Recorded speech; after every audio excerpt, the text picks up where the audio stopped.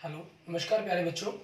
मैं Vijay Bansal, math lecturer, Jakhal block, district Fatehabad से, Haryana education department. आज हम अपनी मैथ की क्लास के अंदर कुछ सीखेंगे। प्यारे बच्चों, आज जो हम करेंगे हमारे पास हमारी एक्सरसाइज 12.3, ठीक है, हमारी क्लास 11th की introduction to the 3 dimensional geometry, उसके बारे में पढ़ेंगे।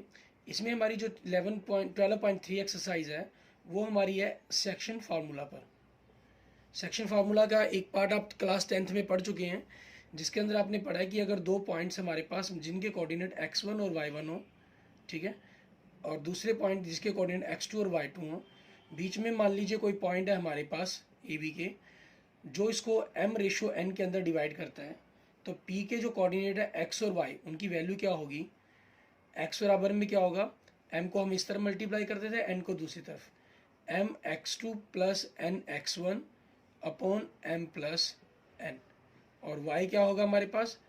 m y2 plus n y1 m y2 plus n y1 upon m plus n, ठीक है। और इसी के अंदर क्योंकि आपके पास यहाँ 3 डायमेंशन ज्योमेट्री की बात की जा रही है, तो Z1 और Z2 अगर ये दो पॉइंट्स हैं तो आपके पास यहाँ P के अंदर 3 पॉइंट्स बन जाएंगे। तो जो Z के कोऑर्डिनेट है वो क्या बनेंगे हमारे पास?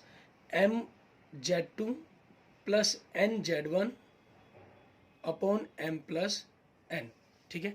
ये हमारे पास जो हमारी रेशो थी, ये इंटरनल डिवीज़न थी हमारी, इंटरनल डिवीज़न। उस रेशो के अंदर आपको इस वैल्यू को निकालना था, लेकिन हमने +1 क्लास के अंदर इसी चीज़ को एक्सटर्नल डिवीज़न में भी पढ़ा, ठीक है। वहाँ हमारे पास ये सिर्फ 2 पॉइंट तक हमने बात की थी। यहाँ हम तीसरे कोऑर्डिनेट को लेकर भी बात चल रहे हैं, ठीक है। उसमें क्या रहता है, ये हमारे पास जो P पॉइंट है ये इंटरनल ना होकर एक्सटर्नल हो जाता है। मीन्स मान लीजिए A और B ये दो पॉइंट्स हैं, A के कोऑर्डिनेट x1 y1 और z1 है, और B के कोऑर्डिनेट x2 y2 और z2 है। तो आपके पास ये P पॉइंट है, यहाँ से A पॉइंट की जो है m और ये n होगी, तो इनकी जो सिंपल रेशो m/n बन जाती है, ठीक है। तो हमारे पास एक्सटर्नल पॉइंट की रेशो निकालने के लिए एक्सटर्नल पॉइंट की रेशो जो हमें गिवन है उसके कोऑर्डिनेट निकालने के लिए एक्सटर्नल पॉइंट के, तो आपके पास क्या होता है, यहाँ प्लस की जगह सिर्फ माइनस हो जाता है, ठीक है। मीन्स बाकी फॉर्मूला सेम रहता है आपका, प्लस की जगह क्या हो जाता है, माइनस हो जाता है। और आपने मिड पॉइंट के बारे में पढ़ा है। मिड पॉइंट हमारे पास क्या रहता है, वो आपके पास 2 पॉइंट पर था, x1 प्लस x2/2। जो मिड पॉइंट है ये हमेशा इंटरनल ही होगा, एक्सटर्नल हो ही नहीं सकता। y1 प्लस y2/2, यहाँ क्योंकि 3 पॉइंट आप कर रहे हैं, ठीक है, अब तो आपके पास क्या हो जाएगा, Z1 प्लस Z2/2 भी आ जाएगा, ठीक है। ये चीज़ इसके अंदर हमारे पास रहेगी। अच्छा, सेक्शन फार्मूले की हेल्प से हम एक नया फार्मूला यहाँ इसके बारे में पढ़ते हैं। वो फार्मूला क्या है हमारे पास, अगर आपके पास एक ट्रायंगल के 3 कोऑर्डिनेट दिए गए हों, ठीक है, एक ट्रायंगल है जिसके तीनों कोऑर्डिनेट्स आपको दिए गए हैं। जस्ट लाइक इट, मान लेते हैं हमारे पास एक ट्रायंगल ABC है, ठीक है, इनके coordinate x1 y1 and z1 दिए गए हैं, इसके coordinate x2 y2 and z2 दिए गए हैं, और C पॉइंट के coordinate x3 y3 and z3 दिए गए हैं, ठीक है। और आपसे कहा जाएगा find the coordinates of centroid of triangle. Centroid मतलब इनको मीडियन की मीडियन, ठीक है। मान लीजिए AD मीडियन होगी, ये BE मीडियन होगी हमारे पास, और ये CF मीडियन होगी। जहाँ ट्रायंगल की तीनों मीडियंस आपस में मिलती हैं, उस पॉइंट को हम कहते हैं हमारा सेंट्रॉइड, ठीक है। अब इस सेंट्रॉइड के अंदर जो ये मीडियन होते हैं, ये इसको 2:1 के अंदर डिवाइड करता है हमेशा, सॉरी 2:1 के अंदर।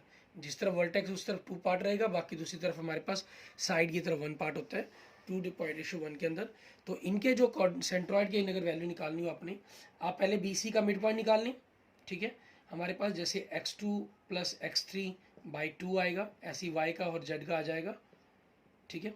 तो आपके पास उस 2:1 के साथ इन दोनों को कलेक्ट करेंगे, तो ये जो पॉइंट्स बनेंगे x1 plus x2 plus x3/3, ये सेंट्रॉइड के डायरेक्ट पॉइंट्स बनेंगे। y1 plus y2 plus y3/3 and z1 plus z2 plus z3/3, ठीक है। ये हमारे पास हमारे सेंट्रॉइड के कोऑर्डिनेट होगी। क्लियर? अब इसी पर डिपेंडेंट हमारी एक्सरसाइज है 12.3, उसी को हम देखते हैं। उसके पहला क्वेश्चन हमें क्या कह रहा है ये, इसमें कह रहा है can find the coordinates of the point which divides the line segment joining the points A and B. आपको दो पॉइंट्स दिए गए हैं -2 3 5 एंड दूसरा पॉइंट दिया गया 1 -4 6, ठीक है, इन the ratio 2 3 internally and 2 3 externally, ठीक है।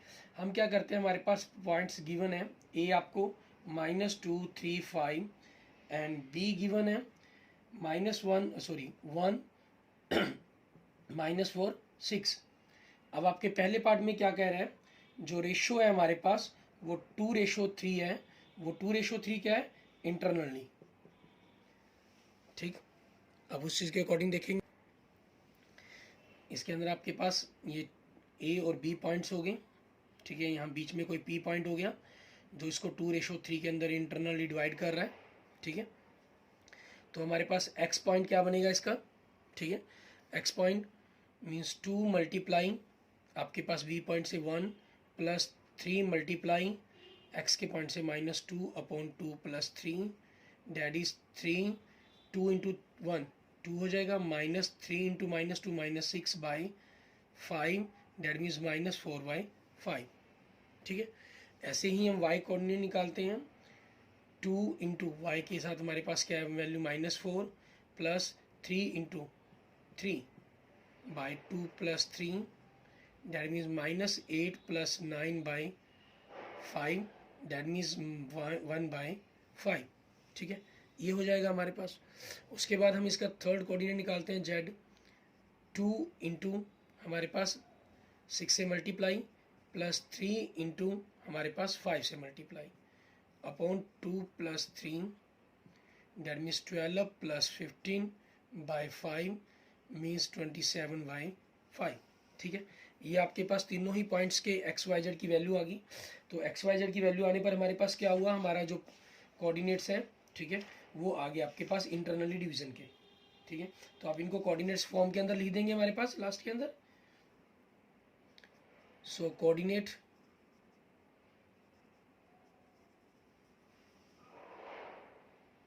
ठीक है, सो कोऑर्डिनेट्स आपके क्या बन जाएंगे, इसको थोड़ी साफ लिख लेते हैं हम।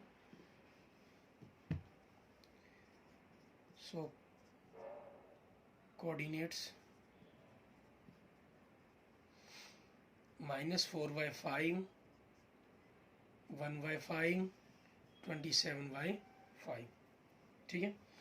अब इसके बाद देखते हैं हमारे पास हमारा नेक्स्ट पार्ट इसका, ये इंटरनल डिवीजन था, अगर हमें ये एक्सटर्नल डिवीजन दी गई हो, ठीक है, मीन्स फर्स्ट क्वेश्चन के अंदर ही आपके पास आपका सेकंड पार्ट, ठीक है, इसमें हमारे पास क्या है, इंटरनल की जगह एक्सटर्नल डिवीजन दी गई है,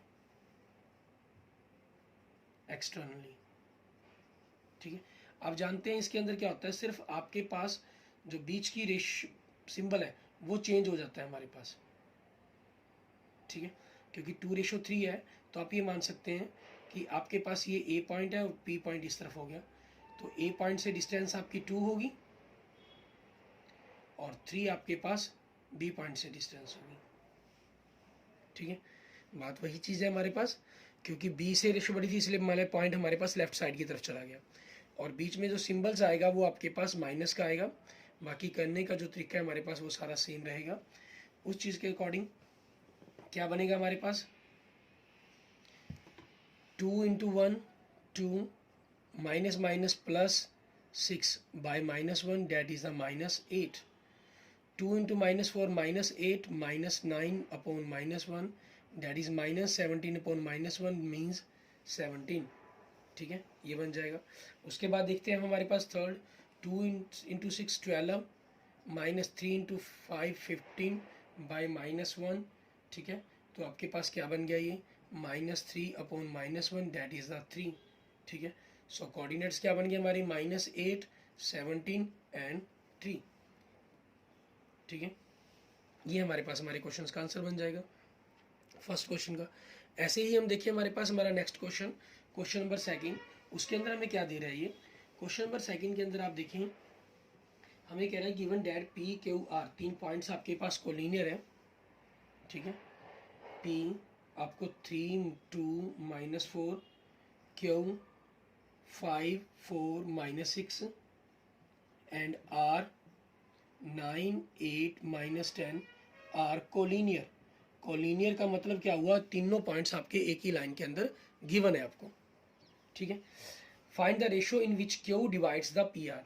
हमसे इसमें क्या कह रहा है कि क्यू आपके पास पी आर और क्यू, हमें पता करना है कि क्यू पॉइंट पी आर को किस रेशियो में डिवाइड करते हैं। हम लेट कर लेते हैं, लेट पॉइंट क्यू, ठीक है, डिवाइड्स पी आर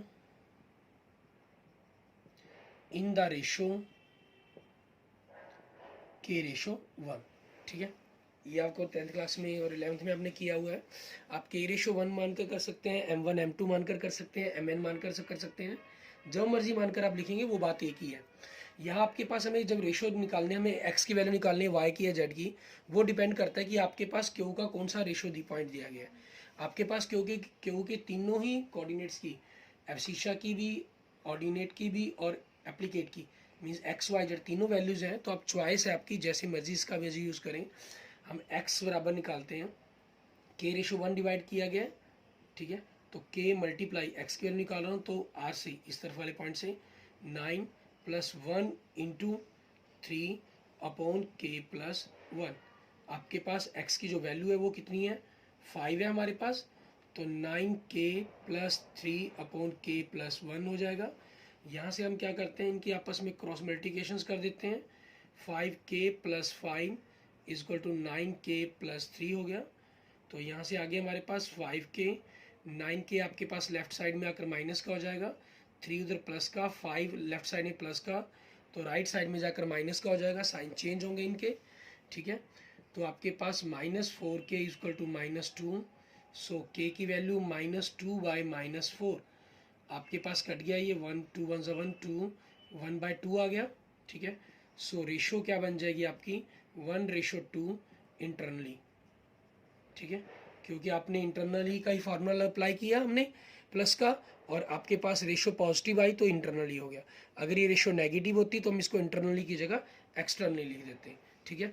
और अगर आपने बाई चांस ये एक्सटर्नली का फार्मूला अप्लाई किया होता है यहाँ पर, तो आपकी जो रेशो है वो नेगेटिव में आती है 100%, ठीक है। फिर आपका क्योंकि एक्सटर्नली का फार्मूला गया तो आप एक्सटर्नली की जगह उसको इंटरनली कह देते हैं। मीन जो भी आपने यूज़ कर रहे हैं कंसेप्ट, उसके अकॉर्डिंग ही हमने इसको लिखना है। अगर आपकी सेम शो चल रही है, ठीक है, सेम वैल्यू चल रही है, आपने सेम फार्मूला अप्लाई कर रहे हैं आप, ठीक है, इंटरनली का अप्लाई किया है, तो इंटरनली अगर रेशो है तो पॉजिटिव आएगा, अगर एक्सटर्नली है तो नेगेटिव आएगा। अगर आपने एक्सटर्नली का फार्मूला अप्लाई किया है और पॉजिटिव ही आंसर आ रहा है आपका, तो डेट मीन्स एक्सटर्नली ही है वो। अगर नेगेटिव वैल्यू आई है तो डेट मीन्स वो आपके पास एक्सटर्नली का अपोजिट क्या हो जाएगा, इंटरनली आपका रेशो बन जाएगी, ठीक है। ऐसे ही अब हम हमारे पास हमारा नेक्स्ट क्वेश्चन देखते हैं, क्वेश्चन नंबर 3। उसमें हमें क्या कह रहा है इसमें कह रहा है find the ratio in which Y Z plane divides the line segment joining formed by the points, ठीक है। अब हमारे पास इसमें एक पॉइंट लेट करना है हमें, लेट द पॉइंट्स P, इन्होंने क्योंकि क्या कहा है हमें, वाई जेड प्लेन के अंदर कहा है, और वाई जेड प्लेन के अंदर क्या होता है हमारे पास, जो वाई जेड प्लेन होगा उसके अंदर जो x की वैल्यू है हमारी वो 0 होगी, और y और z की वैल्यू कुछ भी हो सकती है, ठीक है। आपके पास plane let the point P 0 आप वाई जेड आपका ये पॉइंट है, ठीक है, डिवाइड्स द लाइन सेगमेंट, आपके लाइन सेगमेंट को डिवाइड करता है, ठीक है, formed by joining A point आपके पास, ठीक है, ए पॉइंट आपका क्या दिया हुआ है, -2 4 7 एंड बी पॉइंट आपका 3 -5 8, ठीक है। आपने लेट कर लिया कि जो P पॉइंट्स है हमारे पास वो इन दोनों पॉइंट्स को ज्वाइन करने वाली लाइन को, लाइन सेगमेंट को डिवाइड करता है, ठीक है, इज k/1, ठीक है। तो मतलब आपके पास ये P पॉइंट हो गया कोई, ठीक है, और ये A और B कोऑर्डिनेट हो गई, ठीक है, और रेशो आपको k/1 दी गई है। तो हमारे पास क्योंकि यहाँ देखिए जो पॉइंट्स हम जिस पता कर रहे हैं उसमें x की वैल्यू हमारे पास नहीं है, जैसे सेकंड क्वेश्चन में आपके पास तीनों ही x की ही वैल्यू है, इसमें क्वेश्चन नंबर 2 में आपके पास तीनों वैल्यू थी, हमने x की वैल्यू को लेकर यूज़ किया, आप वाई जेड किसी की वैल्यू को लेकर यूज़ करते आपका रेशो सेम आना था, लेकिन यहाँ आपके पास वाई और जेड की तो वैल्यू है ही नहीं, ना ऑर्डिनेट की है ना एप्लीकेट की है, आपके पास सिर्फ एब्सिशा की वैल्यू है। तो हमें सिर्फ इसी का यूज़ करना पड़ेगा, एक्स के कंसेप्ट का। एक्स के रेशो, के को हमने वी वाले पॉइंट से गुना करना है, क्योंकि एक्स से कर रहे हैं तो एक्स की वैल्यू से 3 एंड 1 इंटू -2 अपॉन के रेशो के प्लस 1। यहाँ से के की एक्स की जो वैल्यू है मेरे पास कितनी है, 0 है, तो 0/1 इक्वल टू 3k - 2 अपॉन के प्लस 1। यहाँ से हम इनकी क्रॉस मल्टीप्लिकेशंस कर देते हैं, 1 से मल्टीप्लाई किया 3k - 2 आ जाएगा, और 0 को k + 1 से किया 0, so 3k equal to 2। So k की वैल्यू कितनी होगी हमारे पास, 2/3 होगी। पॉजिटिव वैल्यू ही आई है, पॉजिटिव फार्मूला लगाया था, इंटरनली फार्मूला लगाया था, पॉजिटिव आपके पास सेम पॉजिटिव आई। सो हमारी जो रेशो बन जाएगी, ठीक है, 2:3, और वो कौन सी रेशो बनेगी हमारी, इंटरनली, ठीक है, हमारी रेशो क्या है, ये इंटरनली होगी। क्लियर। उसके बाद देखते हैं हमारे पास हमारा नेक्स्ट क्वेश्चन, क्वेश्चन नंबर 4। इसमें हमें क्या कह रहा है ये, अच्छा इसके अंदर आपके पास अगर आपको कहीं में डाउट होता है कि नहीं हमारे पास ऐसा नहीं होना चाहिए, मान लो आपने एक्सटर्नली का फार्मूला, मैं इसी पर आपको एक बार लगा के दिखाता हूँ, ठीक है, मान लो आपने एक्सटर्नली का फार्मूला लगा भी दिया, कोई प्रॉब्लम नहीं है, ठीक है, आपने इस पी पॉइंट को क्या कर लिया, बाहर मान लिया, बी और ये पी पॉइंट, ठीक है, आपके पास के रेशो 1 के अंदर हो गया, तो यहाँ से माइनस माइनस क्या हो गया, ये प्लस हो गया आपके पास, नीचे के -1 आ जाएगा, ठीक है, 3k + 2, 3 उधर माइनस, देन देखिए माइनस आ गया। अब ये के की रेशो माइनस आ रही है, ठीक है, आपने एक्सटर्नल का फॉर्मूला अप्लाई किया था और नेगेटिव आ रही है, तो नेगेटिव क्या कहता है कि आप रेशो जब लिखेंगे तो अपोजिट लिखेंगे, एक्सटर्नली था तो आंसर में क्या लिखा जाएगा, इंटरनली लिखा जाएगा, ठीक है। इसलिए लेकिन जनरल हम सॉल्व करते हुए, क्योंकि हमने स्टार्टिंग ही इंटरनल से की थी, ठीक है, 10th क्लास में, तो इसलिए हम इंटरनल का ही फार्मूला यूज़ करते हैं, हमारे पास उसका नेगेटिव आ जाए तो एक्सटर्नल लिख देते हैं उसको, ठीक है। आगे देखेंगे हमारे पास हमारा नेक्स्ट क्वेश्चन, क्वेश्चन नंबर 4। उसमें क्या कह रहा है, कहना using section formula show that the points A B C are collinear, ठीक है, आपको पॉइंट्स गिवन है A 2 -3 4 and B -1 2 1 and C 0 1/3 2, ठीक है, ये पॉइंट्स आपको गिवन है, इन्होंने दिए हुए। इसमें हमारे पास देखिए ये पॉइंट्स दिए हैं जो, अब हमें इनको कोलिनियर प्रूफ करना है, कोलिनियर मतलब एक ही लाइन पर प्रूफ करना है। हम डिस्टेंस फार्मूले का यूज़ करके हमने पिछली एक्सरसाइज में किया ही है, लेकिन यहाँ इन्होंने स्पेशल मेंशन किया कि सेक्शन फार्मूले का यूज़ करना है, मींस रेशियो का। तो हम क्या करेंगे, इनमें से किसी भी एक पॉइंट को हम मिड पॉइंट मान लेते हैं हमारे पास, ठीक है, उसके अकॉर्डिंग हम उसकी रेशियो पता करने की कोशिश करेंगे, ठीक है।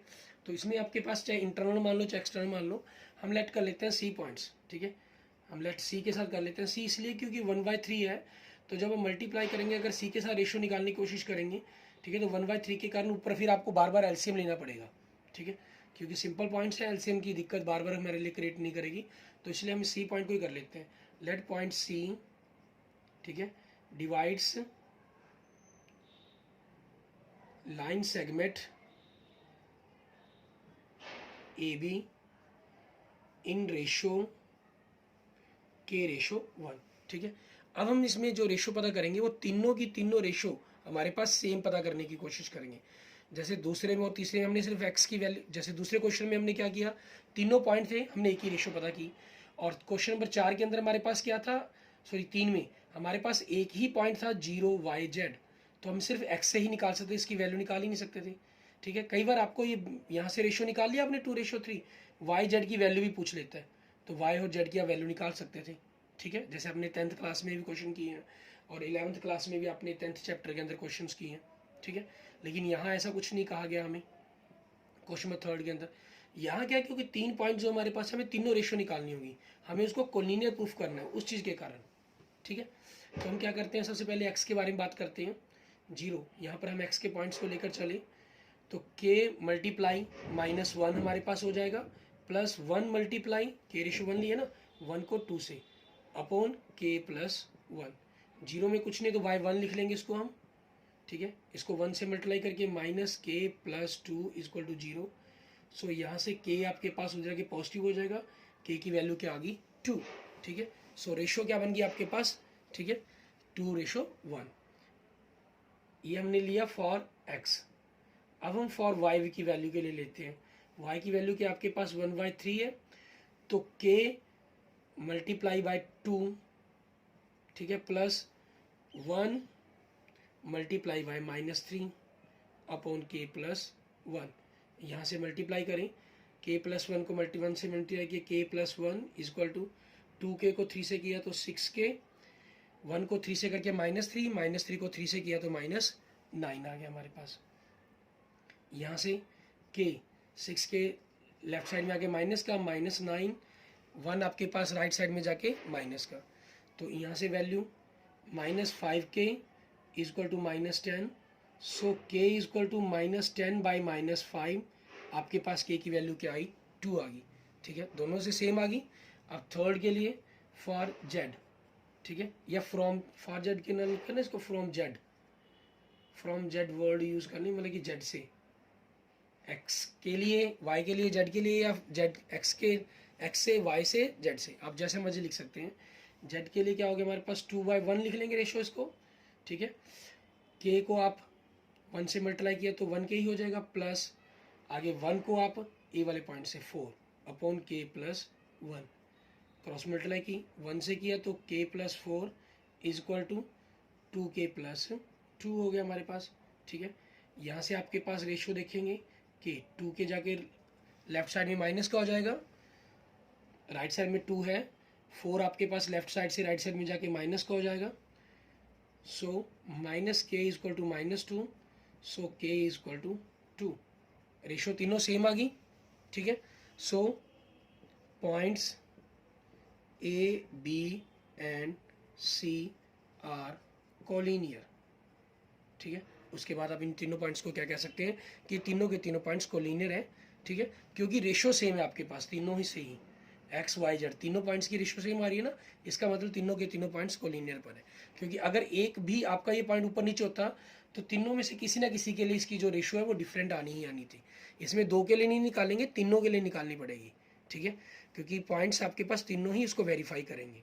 ठीक है, उसके बाद देखते हैं हमारे पास हमारा नेक्स्ट क्वेश्चन, क्वेश्चन नंबर 5। इसमें क्या कह रहा है हमें, कहना find the coordinates of the points which trisect the line segment joining the points. ठीक है, आपके पास क्वेश्चन नंबर 5 में कह रहा है ये, हम लेट कर लेते हैं, let the points P and Q। ठीक है, आपके पास P and Q trisect the line segment. ठीक है, trisect the line segment joining the points P, इन्होंने P दिया हुआ है खुद, P और Q, तो इनको हम A और B नाम दे देते हैं। ठीक है, इनको A और B नाम देते हैं क्योंकि P और Q इन्होंने खुद दिया हुआ है, P 4 2 -6 एंड Q 10 -16 एंड 6।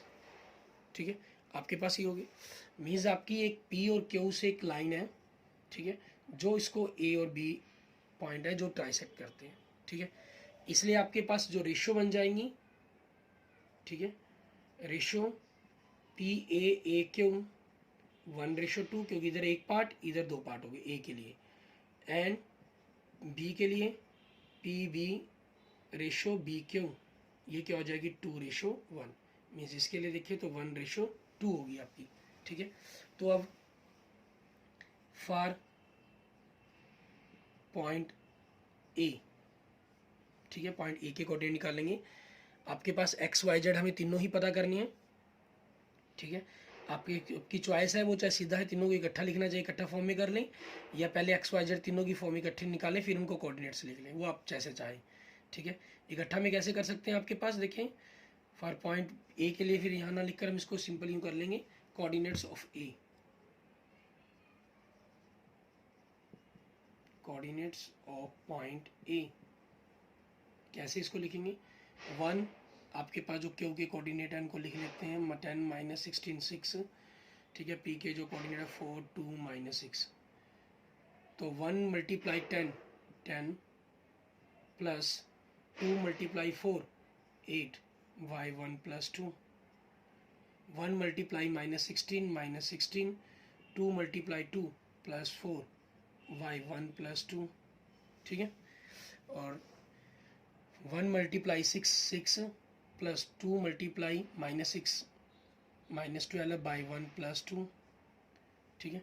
तो आपके पास ये चीज़ पॉइंट्स के आगे आपके पास देखें 18/3 -12/3 एंड -6/3। सो आपके पॉइंट्स क्या बन जाएंगे 6 -4 एंड -2, ठीक है। ये आपके पास पॉइंट ए के कोऑर्डिनेट बन गए।